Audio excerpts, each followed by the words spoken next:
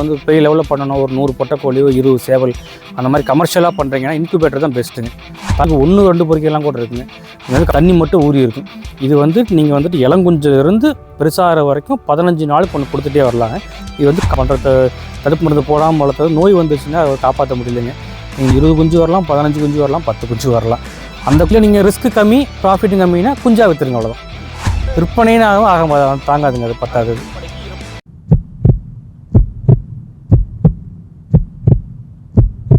அண்ணா வணக்கங்கண்ணா. வணக்கம்ப்பா. அண்ணா நம்ம ஃபார்ம் எங்கே இருக்குது, உங்களை பற்றின ஒரு சின்ன இன்ட்ரோ கொடுத்துருங்கண்ணா. ஓகே, நம்ம ஃபார்ம் வந்துங்க கரூர் மாவட்டம் வாங்கல்ன்ற ஒரு ஏரியாவில் இருக்குதுங்க. நான் வந்துட்டு இப்போ வந்துட்டு ஒரு ஐடி கம்பெனியில் மேனேஜராக ஒர்க் பண்ணிகிட்ருக்குறேங்க. இந்த கோவிட் டைமில் வந்துட்டு நான் ஊர்லேயே வந்துட்டு விவசாயம் சம்மந்தப்பட்டதாக பண்ணலாம். ஆஃபீஸ் வேலையும் பார்த்துக்கிட்டே, வேலையை விடலைங்க, ஆஃபீஸ் வேலையும் பார்த்துக்கிட்டு ஏதாவது விவசாய சம்மந்தமாக ஏதாவது பார்க்கலான்னு போகும்போது ஆடும் கோழியும் கொஞ்சம் பண்ணலாம், நமக்கு கொஞ்சம் இடம் இருக்குங்க, ஆடும் கோழியும் பண்ணலான்றதுக்காக வந்துட்டு இப்போ ஆரம்பித்தேங்க. கோழி பரவாயில்லைங்க, ஆடு கொஞ்சம் விற்பனைன்னு வரும்போது கொஞ்சம் சிரமமாக இருந்துச்சு. ஆட்டை விட்டுட்டு இப்போ வெறும் முழு நேரமாக கோழி மட்டும் பண்ணுறேங்க. பெருவிட சேவல் பண்ணிகிட்ருக்குறோங்க. ஓகேங்கண்ணா. பெருவிட சேவலில் நீங்கள் கறிக்காக பண்ணுறீங்களாங்கண்ணா இல்லை விளையாட்டுக்காக? இல்லை, நம்ம பண்ணுறது விளையாட்டுக்காக மட்டும்தாங்க பண்ணுறோங்க. ஆமாங்க. ஏன்னா இப்போ நம்ம பெருவிட சேவல் நம்ம கறிக்காக கொடுத்தோம்னா வந்துட்டு அது கட்டுப்படி ஆகாதுங்க. நம்ம விளையாட்டுக்காக கொடுக்கும்போது தான் கொஞ்சம் நல்லாயிருக்கும். நம்ம இப்போது நீங்கள் பெருவிட சேவல் விளையாட்டுக்காக பண்ணுறீங்க அப்படின்னா நீங்கள் வந்துட்டு வேறு எங்கேயாச்சும் சிக்ஸ் எடுத்துகிட்டு வந்து பண்ணுறீங்களா, இல்லை நீங்கள் தாய்க்கோழி தனியாக உங்களுக்குன்னு ஒரு லைனேஜ் வச்சு ப்ரீடிங் செட்டப் வச்சு பண்ணிகிட்டு இருக்கீங்களா? இல்லைங்க, நான் ஃபஸ்ட்டு ஒன்று நான் வந்து லைனேஜ் அந்த மாதிரிலாம் எதுவும் பண்ணலைங்க. ஃபஸ்ட்டு வந்துட்டு ஒரு சேவல் 2 பொட்டையும் வந்துட்டு தெரிஞ்சவர்கிட்ட வந்து வாங்கிட்டு வந்தேங்க. அப்புறம் இன்னும் ஒரு 2 சேவல், அப்புறம் 7-8 பொட்டை, இந்த மாதிரி மொத்தமாக வந்துட்டு ஒரு 20 பொட்டை மாதிரி கொண்டாந்தாங்க. ஒரு 3 சேவல் 20 பொட்டை, அது பெருவடை கணக்கு, அவ்வளோதான். நான் வந்துட்டு இந்த லைனேஜ் அந்த லைனேஜ் அந்த மாதிரிலாம் எதுவும் பண்ணலைங்க. பெருவடை கொண்டாந்துட்டு அதை நம்ம வளர்த்தி அதை வந்துட்டு ஃபஸ்ட்டு ஸ்டார்டிங்கில் வந்து முட்டை கொடுத்தேங்க. அதுக்கப்புறம் குஞ்சா கொடுத்தேன், பெருசாக வளர்த்தியும் கொடுத்தாங்க. வளர்த்தி இதுக்கு விளையாட்டு தயார் பண்ணல, ஆனால் வளர்த்தி ஒரு 2.5 கிலோ வரும்போது, ஒரு பட்டா சைஸ்க்கு வரும்போது கொடுத்துட்றோம். அது அவங்க எடுத்து கொண்டு போய் ட்ரெயின் பண்ணி அவங்க தனியாக வளர்த்திக்கிறாங்க. இல்லாட்டி இங்கேருந்து நார்த்துக்கு வந்து ட்ரான்ஸ்ஃபர் பண்ணிடுறாங்க. கோழியில் முட்டை வந்துட்டு இன்குபேட்டர் யூஸ் பண்ணுறீங்களா இல்லை அடை வச்சு எப்பயும் போல? நான் எப்போவுமே வந்துட்டு அடை வைக்க இன்குபேட்டர் நம்மகிட்ட இல்லைங்க. அடை வச்சு தான், தாய்க்கோழியில் அடை வச்சு தான் எடுக்கிறேங்க. நீங்கள் கமர்ஷியலாக பண்ணும்போது என்னோடய அனுபவத்தில் என்ன சொல்கிறேன்னா, அதாவது நீங்கள் வந்து பெரிய லெவலில் பண்ணணும், ஒரு 100 பொட்டைக்கோழியோ 20 சேவல் அந்த மாதிரி கமர்ஷியலாக பண்ணுறீங்கன்னா இன்குபேட்டர் தான் பெஸ்ட்டுங்க. தாய்க்கோழியில் வந்துட்டு பெருவடையை பொறுத்த வரைக்கும் தாய்க்கோழியில் வந்து ஈல்டு ரொம்ப கம்மி தான். 10க்கு 5 வந்தாவே பெரிய விஷயம் தான். ஏதாவது 1-2 தான் வந்துட்டு 7-8 பொறிக்கும், 10க்கு 1-2 பொறிக்கையெல்லாம் கூட இருக்குங்க. நீங்கள் வந்து கமர்ஷியலாக பண்ணணும், ஒரு நல்ல சக்ஸஸ் பண்ணணும் அப்படின்னா நீங்கள் ஒரு இன்குபேட்டருக்கு போய்க்கு, நல்ல தரமான இன்குபேட்டருக்கு போய்க்குங்க. ஃபஸ்ட்டு என்ன டவுட்டுங்க, இப்போது நீங்கள் நமக்கு ஒரு 10ல் ஒரு 5-6 குஞ்சு பறிக்குதுன்னு வச்சுக்கோங்க, ஒரு 70-80% வச்சுக்கோ, 10ல் 80னா 8 குஞ்சுன்னு வச்சுக்கோங்க. இந்த 8 குஞ்சை பட்டா ஸ்டேஜ் கொண்டு வரலும் என்னெல்லாம் மெயின்டைன் பண்ணுறீங்க, அதுக்கான மெடிசனுங்கன்னா அதை எப்படி காப்பாற்றி கொண்டு வரீங்க? சரி, ரைட்டுங்க. ஃபஸ்ட்டு பிறந்தோன்னுங்க நீங்கள் வந்துட்டு சக்கரை தண்ணி கொடுக்கணும். சக்கரை, நாட்டு சக்கரை இல்லாட்டி வெல்லம், அது வந்து எலும்பு ஊக்கத்துக்கு கொடுக்கலாங்க. தண்ணி வகை என்னென்னு சொல்கிறாங்க, ஃபஸ்ட்டு ஒரு 3 நாளைக்கு இந்த தண்ணி கொடுங்க. அதுக்கப்புறம் நீங்கள் வந்துட்டு ஆங்கில மருத்துவத்தில் வந்து ஆஸ்ட்ரோபெட்னு வந்து கால்சியம் டானிக் இருக்குது, அதை கொடுக்கலாம். இல்லைன்னா நீங்கள் வந்துட்டு நம்ம அந்த காலத்துலலாம் செவத்துக்கு சுண்ணாம்பு அடிப்போம் பார்த்தீங்களா, அந்த சுண்ணாம்பு கல் இருக்கும், அதை ஒரு பானையில் போட்டு வச்சிட்டிங்கன்னா அந்த தண்ணி மட்டும் ஊறி இருக்கும். இது வந்து நீங்கள் வந்துட்டு இளங்குஞ்சிலிருந்து பெருசாகிற வரைக்கும் 15 நாளுக்கு ஒன்று கொடுத்துட்டே வரலாங்க. இது வந்து கால் ஊக்கத்துக்கு, எலும்பு ஊக்கத்துக்கு நல்லாயிருக்கும். கால் நல்லா கொஞ்சம் ஸ்டிஃபாக வரும். செலவு இல்லாமல் நீங்கள் ஆயுர்வேதிக்கில் பண்ணோன்னா இந்த மாதிரி பானையில் போட்டு வச்சு பண்ணுங்கள். இல்லை இங்கிலீஷ் மெடிசன்னா ஆஸ்ட்ரோபெட்னு ஒரு கால்சியம் டானிக் இருக்குங்க. இதை வந்து 5 நாளைக்கு ஒருக்கு நீங்கள் தண்ணியில் கலந்து, எல்லா கோழிக்குமே தண்ணியில் கலந்து விடலாம். தடுப்பு மருந்து வந்து பார்த்திங்கன்னா நீங்கள் இந்த F1 கண்டிப்பாக, நான் வந்து தடுப்பு மருந்து போடாமல் தான் வளர்த்திக்கிட்டு இருக்கிறேங்க. ஆனால் அது தப்பு தான், நான் பண்ணுறது தடுப்பு மருந்து போடாமல் வளர்த்தது. நோய் வந்துச்சுன்னா காப்பாற்ற முடியலைங்க. நீங்கள் நோய் வராமல் இருக்கிறதுக்கு எல்லா இயற்கை மருந்தும் பண்ணுங்கள். ஆனால் நோய் வந்துருச்சுன்னா முடிஞ்ச அளவுக்கு ஆங்கில மருத்துவ போயிருங்க. இந்த F1ங்க, லசோட்டா, அப்புறம் இந்த அம்மைக்கு வர இது மருந்துலாம் ரெகுலராக போட்டே வந்துட்டிங்கன்னா உங்கள் பண்ணையில் வந்து நோய் 99 வராதுங்க. அதே மீறி வந்துச்சுன்னா சளி வருங்க. அதுக்கு உண்டான ட்ரீட்மெண்ட் நீங்கள் ஃபஸ்ட்டு இருந்தே பண்ணிட்டு வந்தீங்கன்னா ஆயுர்வேதியில் பண்ணும்போது சளி தொல்லை ரொம்ப கம்மியாக தான் இருக்கும். நீங்கள் இயற்கையில் எல்லாமே பண்ணுங்கள், பட் இந்த இன்ஜெக்ஷனை விட்டுறாதீங்க. நான் முன்னாடிலாம் சொல்லுவேன், இன்ஜெக்ஷன் நான் போகிறதில்லன்னு சொல்லுவேன், ஆனால் நீங்கள் போகிறது நல்லது. சக்ஸஸ்ஃபுல்லாக ஃபார்ம் பண்ணணுன்னா கண்டிப்பாக அந்த கவர்மெண்ட் ப்ரிஸ்கிரைப் பண்ணுறது அந்த 7ஆம் தேதி, 7வது நாள், 16, 21 நாள், 3வது மாதம், இதெல்லாமே கண்டிப்பாக நீங்கள் போடுங்க. ஓகேங்கண்ணா. இப்போ நீங்கள் சிக்ஸில் இருந்து கொண்டு வந்து நீங்கள் பட்டா ஸ்டேஜ் விற்பனை வாய்ப்பு எப்படி இருக்குங்கண்ணா? விற்பனை வந்து 3 வகையாக இருக்குங்க. இப்போ நீங்கள் வந்துட்டு முட்டைக்கு வந்து இன்றைக்கி வந்து நல்ல டிமாண்ட் இருக்குங்க. 15 ரூபாயிலிருந்து 30 ரூபா வரைக்குமே முட்டை போகுதுங்க. இப்போ எனக்கும் டெய்லி ஒரு கால் 2 கால் வருதுங்க, முட்டை வருது.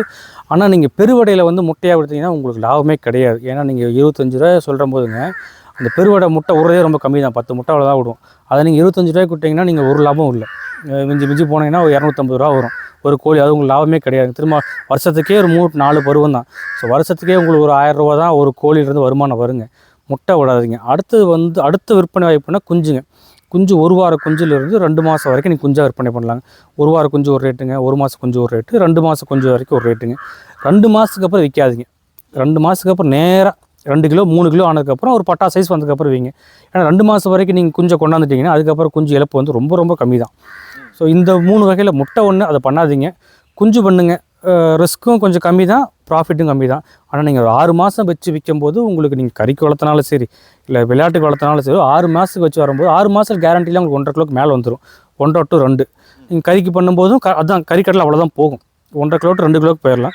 இல்லை நீங்கள் விளையாட்டு சேவலாக பண்ணுறீங்கன்னா நீங்கள் அந்த ஸ்டேஜில் ஒரு 7 மாதத்துக்கு அப்புறம் வச்சிடலாம். இல்லை பட்டானா ஒரு 9 மாதம் 8 to 9 மாதம் வளர்த்து நீங்கள் கொடுக்கலாம். ஓகே, ஒரு 6 மந்த்துக்கு நாம ஒரு 20 தாய்க்கோழி வச்சிருக்கோம். அதுக்கான பேரண்ட் ஸ்டாக் 20 பேரண்ட் ஸ்டாக் வச்சிருக்கோம்னு வச்சுக்கோங்க. நம்ம மினிமம் ப்ராஃபிட் எவ்வளோ எடுக்கலாங்கண்ணா? இது நீங்கள் இப்படி கணக்கு பாருங்கள். அதாவதுங்க 30% தான் முட்டை இருக்குங்க. அதாவது இப்போ நீங்கள் 100 கோழி வச்சுருக்கீங்கன்னா 30 கோழி முட்டை விடுங்க. ஸோ 50 கோழி வச்சுருக்கீங்கன்னா உங்களுக்கு வந்து ஒரு 10 to 15 கோழி தான் உங்களுக்கு விடுங்க. 15 முட்டை தான் வரும். அப்படின்றப்போ ஒரு நாளைக்கு எவ்வளோ முட்டைன்னு பாருங்கள். ஸோ 20 வச்சிங்கன்னா உங்களுக்கு வந்து ஒரு நாளைக்கு வந்துட்டு ஒரு 6 to 7 முட்டை தான். ஸோ ஒரு மாதத்துக்கு கணக்கு போட்டிங்கன்னா உங்களுக்கு வந்துட்டு ஒரு 20-25 முட்டை தான் வரும். ஸோ அதில் நீங்கள் குஞ்சு இருக்கு ஒரு 30 முட்டையும் வச்சுக்கோங்க. ஒரு மாதம் 30 முட்டைனா அதில் குஞ்சு வந்து உங்களுக்கு 20 குஞ்சு வரலாம், 15 குஞ்சு வரலாம், 10 குஞ்சு வரலாம்.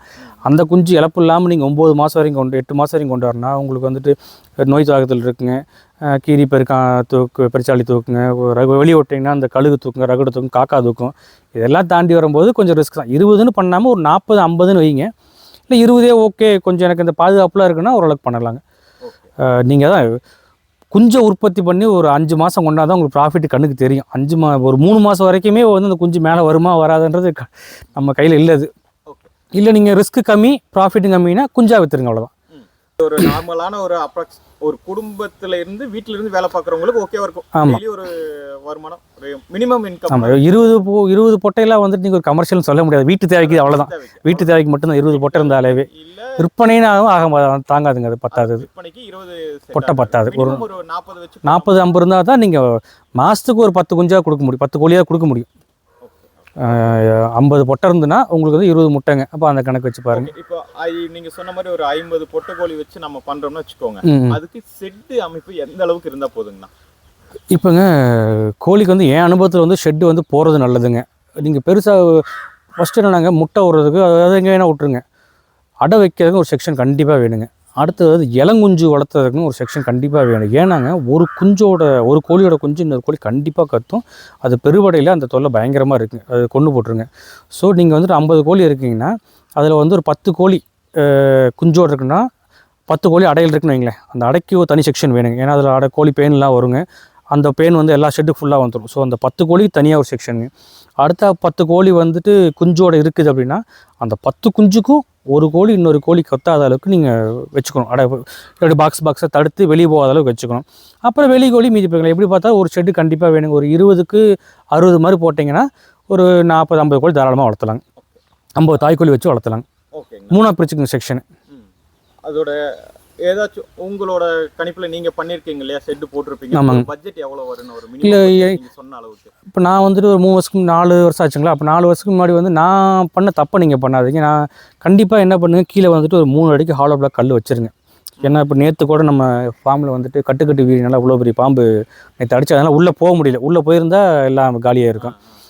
கண்டிப்பாக ஷெட்டு போடுங்க. நான் வந்து எப்படி ஷெட்டு போட்டிருந்தாங்க, கீழே போட்டுட்டு சுற்றி வந்து கம்பி வேலையை அடைச்சிட்டேங்க. நான் கம்பி வேலையை அடைச்சிட்டு மேலே வந்து கீத்து போட்டு அதுக்கு மேலே ஷீட்டு போட்டேங்க. இந்த ஷீட்டு வந்துமே எனக்கு வந்துட்டு 60-70 ரூபாய்க்கு மேலே எடுத்துருச்சுங்க.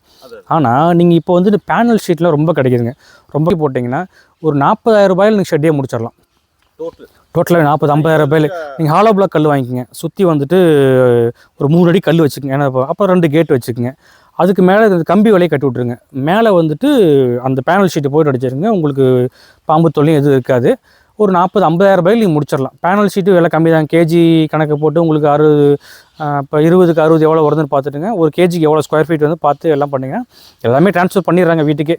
அதை வச்சு பண்ணுங்கள். தேவையில்லாமல் இப்போ நான் வந்துட்டு பார்த்தீங்கன்னா 1.5 லட்சம் மேலே எடுத்துருச்சுங்க. எனக்கு இப்போ 50,000 நான் ஷெட்டை முடிச்சிருக்கலாம்.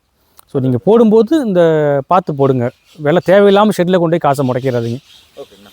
ஆனால் ஃபைனலாக ஒரே ஒரு கொஸ்டின்னா, சொல்லுங்கள். இப்போ வந்து புதுசாக ஒருத்தர் வந்துட்டு ஃபார்ம் ஆரம்பிக்கிறாங்க, அவங்களுக்கு ஆரம்பிக்கலாமா வேண்டாமா? இந்த ரெண்டில் ஒன்று. இல்லை, என் அனுபவத்தில் ஒன்று சொல்கிறேங்க. தாராளமாக நம்ம கொங்கு பெல்ட்டில் வந்துட்டு இன்றைக்கி வந்து உயிரடையே நம்ம பண்ணையில் வந்துட்டு 450 ரூபாயிலிருந்து 500 ரூபாய்க்கு உயிரடையே இருக்கிறாங்க. கறிக்கடையில் வந்து பார்த்திங்கன்னா 650 ரூபாயிலிருந்து 700 ரூபாய்க்கு உங்களுக்கு வந்து ஒரு கோழி கொடுக்குறாங்க உயிரடை. அதுக்கப்புறம் அவங்க வெயிட்டை போட்டு நீங்கள் 1.25 கிலோ பிடிச்சிங்கன்னா 1 கிலோ தான் வருங்க. ஸோ கறிக்கடையில் 650 ரூபா 700 ரூபா. ஸோ நீங்கள் அதை கணக்கு பண்ணி பாருங்கள். நீங்கள் 450 ரூபாய்ன்னு வச்சா கூட தாராளமாக கறிக்கு வளர்த்தேன், விளையாட்டுக்கு பண்ணாதீங்க. கரூர் இந்த ஏரியாலாம் வந்து விளையாட்டு ரொம்ப ஃபேமஸுங்க. இருந்தாலும் ஒரு மிடில் கிளாஸ் பீப்புள், ஒரு சாதாரண ஒரு விவசாய குடும்பம், சின்ன ஏதாவது மாதம் 20,000 வருமானம் வேணும், 20,000 30,000 வருமானம் வேணும்னா இடவெட்டு, அதான் நம்ம நாட்டுக்கோழிலே சைஸ் சின்னதாக இருக்குங்க, முட்டை நிறையா விடும், பொரிப்பித்தல் நல்லாயிருக்கும். பெருவடையை விட முட்டையை ஜாஸ்தி, பொரிப்பித்தல் நல்லா இருக்குங்க. அதில் வளர்த்து இப்போ வந்து 10க்கு வந்துட்டு இதில் 5 வருதுன்னா அதில் 8 குஞ்சு தான் வரும். வச்சு கறிக்கு வளர்த்துங்க. ஷெட்டை போட்டு தாராளமாக மாதம் 20,000 30,000 ஒரு 50 தாய்க்கோழி இருந்துன்னா ஒரு 20 ரூபா 30 ரூபா எடுக்கலாங்க. நீ ஒரு 100 தாய்க்கோழியில் வந்து கண்டிப்பாக நீங்கள் மேலே எடுக்கலாம். ஆனால் அதுக்கு உண்டான ரிஸ்க் ஜாஸ்தி. 2 ஷெட்டு போடணுங்க. ஏதாவது நோய் தாக்குதல் வந்துச்சுன்னா ரொம்ப சிரமம். நீங்கள் கறிக்காக வளர்த்துங்க. நல்ல ஒரு 400 ரூபாய்க்கு கொடுத்தா கூட உங்களுக்கு நல்ல வருமானம். நீங்கள் தீவனமாக கம்பெனி தீவனமாக போடாமல் உங்கள் சொந்த தீவனம் வேறு என்ன வழியெல்லாம் வந்துட்டு சாப்பாடை குறைக்கலான்னு குறைச்சி நீங்கள் அதில் ப்ராஃபிட் எடுக்கலாம். நீங்கள் தீவனம் வாங்கி போட்டிங்கன்னா உங்கள் ப்ராஃபிட் எல்லாமே தீவனம் எடுத்துரும். ஸோ அப்போ கோழிக்கே ஒரு 100 150 ரூபா நிற்கும். இதே வந்து தீவனத்தை நீங்கள் உற்பத்தி பண்ணி இல்லை வேறு மாதிரி இப்போ நான் முன்னாடியே சொன்ன மாதிரி தாங்க, இந்த ஜூஸ் கடையிலேருந்து இந்த பழ வேஸ்ட்டுங்க, காய்கறி கடையிலேருந்து காய் வேஸ்ட், இதெல்லாம் செலவு ஃப்ரீயாக கிடைக்கிறது தான். கொஞ்சம் வெக்கப்படாமல் போய் நம்ம இந்த ஒரு கலெக்ட் பண்ணி ஒரு ட்ரம்மை வச்சிட்டிங்கன்னா அவங்களே காயை கொட்டிடுவாங்க. ஜூஸ் கடையில் போனால் இந்த ஃப்ரூட்ஸ்லாம் கொட்டிடுவாங்க. கொண்டாந்து போட்டிங்கன்னா அதுவே சாப்பிட்டுங்க. இப்போ இந்த வாழைத்தண்டு, முருங்கைப்பூ, முருங்கைக்கீரை, வேஸ்ட்டான கீரை, இதெல்லாம் வாழைத்தண்டுலாம் நல்லாவே சாப்பிடுங்க. அதெல்லாம் போட்டிங்கன்னா உங்கள் செலவு குறைச்சிக்கலாம். அப்படின்றப்ப உங்கள் வருமானம் கொஞ்சம் சேர்த்து வருங்க. நீங்கள் வெறும் கம்பெனி ஃபீடு மட்டும் போட்டிங்கன்னா உங்களுக்கு வந்து ஒரு கோழிக்கு 100 ரூபா தான் நிற்கும். அப்புறம் நீங்கள் பாருங்கள் 20 கோழி மாதம் வைக்கிறீங்கன்னா உங்களுக்கு அவ்வளோதான் வருங்க. ஓகேண்ணா. ஆனால் இப்போது ஃபைனலாக நிறைய பேர் உங்களை காண்டாக்ட் பண்ணுவாங்க. இப்போ நம்மக்கிட்ட விற்பனைக்கு ஏதாச்சும் அவைலபிள் இருக்குங்களா? இல்லைங்க, நம்மக்கிட்ட இப்போ விற்பனை எதுவும் இல்லைங்க. நம்ம இப்போ பிஸ்னஸ் வேறு மாதிரி பண்ணுறதுனால நம்ம பண்ணையிலேருந்து முட்டையோ குஞ்சோ கோழியோ வெளியே போக முடியாதுங்க. வேறு மாதிரி பண்ணிகிட்ருக்குங்க. நம்ம டேரெக்டாக வந்துட்டு வேறு பிஸ்னஸுங்க அது. நீங்கள் எதாவது டவுட்டுனா கால் பண்ணுங்கள், நான் வந்துட்டு ஐடியா கொடுக்குறேன். ஏதாவது மெடிசன் டவுட்டோ இல்லை பண்ணை பற்றி ஏதாவது ஐடியாவோ இல்லை ஒரு ஃபார்ம் எப்படி பண்ணுறது, ஸ்டார்ட் பண்ணுறது, எப்படி பில்ட் பண்ணுறதுன்னா நீங்கள் கேளுங்க. அதுக்கெலாம் நான் அவைலபிள் தாங்க. ஆனால் உங்கள் காண்டாக்ட் நம்பர் சொல்லிடுங்க. உங்களை என்ன டைமில் காண்டாக்ட் பண்ணலாம் அதை மட்டும் ஸ்டார்ட் பண்ணுறேன். சாயந்தரமாக ஒரு 6 to 9 வரைக்கும் கால் பண்ணலாங்க. நம்பர் வந்து 905224 77793. இதுக்கு ஒரு 6 to 9 வரைக்கும் கால் பண்ணுங்கள். தாராளமாக என்ன கைடன்ஸ் வேணாலும் பண்ணலாங்க. பட் இப்போதைக்கு சேல்ஸ் விற்பனைன்னு எதுவும் இல்லைங்க. என்ன சம்மந்த உதவின்னு கேட்டால் கண்டிப்பாக நான் பண்ணுறேன். ஓகேங்கண்ணா, நன்றிங்கண்ணா. சரி, ஓகேங்க.